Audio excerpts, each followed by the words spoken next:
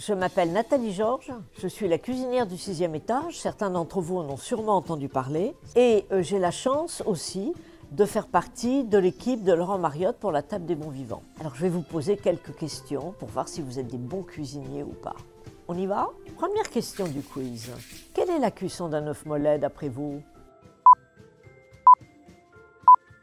6 minutes. Et pour s'en rappeler, c'est très simple. Vous retenez 3, 6, 9. 3 minutes, c'est l'œuf à la coque. 6, c'est l'œuf mollet. Et 9 minutes, c'est l'œuf dur. Faut-il mettre de la crème fraîche dans son risotto? Jamais. Surtout pas. Alors, vous êtes nombreux à le faire. Mais en réalité, ce qui fait le liant du risotto, c'est à la fin la liaison entre le bouillon, le beurre et le parmesan. Pareil pour la carbonara. Il n'y a pas de crème dans la carbonara.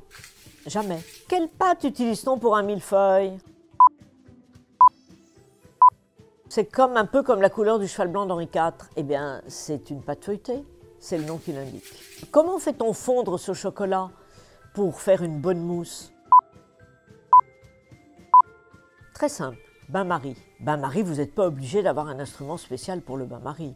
Vous mettez une casserole, un bol à l'intérieur, eau bouillante, frémissante, et vous mettez votre chocolat dans le bol. Et avec une chaleur égale, il va fondre sans cuire, ce qui est très important. Quelle est la saison des asperges, mes amis? Eh bien, nous y sommes. C'est avril, mai, juin. Elles sont mangées au printemps, les asperges. C'est très court, alors profitez-en vite, même si c'est un peu cher. Je vous conseille, pour les asperges, très honnêtement, de la manger d'une manière un peu moins traditionnelle en France, avec un œuf mollet et un filet d'huile d'olive. Ça vous star pas complet, c'est absolument délicieux. Quel est le secret pour réussir son omelette? Eh bien, c'est très simple, c'est de mettre un tout petit peu d'eau et surtout pas de lait. Je vous assure, ça sera bien plus léger, elle va devenir mousseuse. Le secret de la mère Poularde, c'était justement de mettre de l'eau et non pas du lait. Enfin, en tous les cas, c'est ce que la légende raconte. On continue. 7e question. Quelle est la différence entre un croque-monsieur et un croque-madame? Eh bien, c'est simple, le croque-madame a un œuf au plat sur le dessus.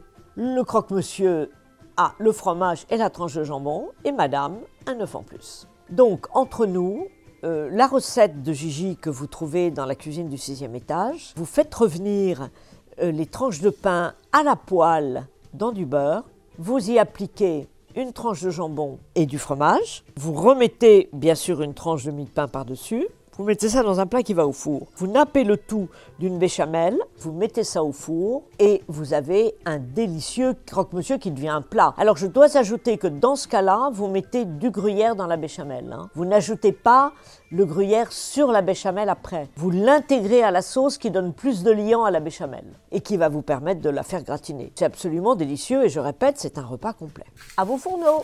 À quoi sert la maïzena?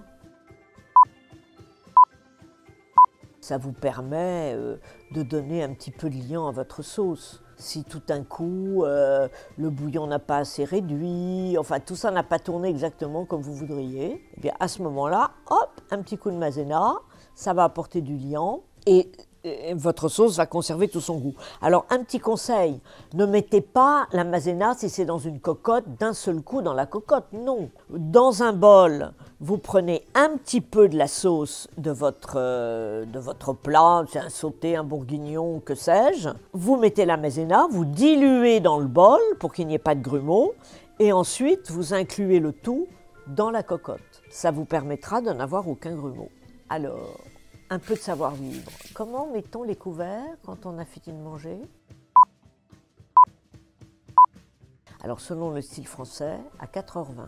En Italie, nous, on les place à 6h30. Et il est très amusant de voir comment, dans chaque pays, il y a des coutumes pour dresser la table, que ce soit pour la position des couverts, que ce soit pour le nombre de verres, l'endroit des verres. Enfin, c'est vraiment très, très curieux. Cela confirme combien la table et le bien manger et le savoir manger est important pour chacun de nous.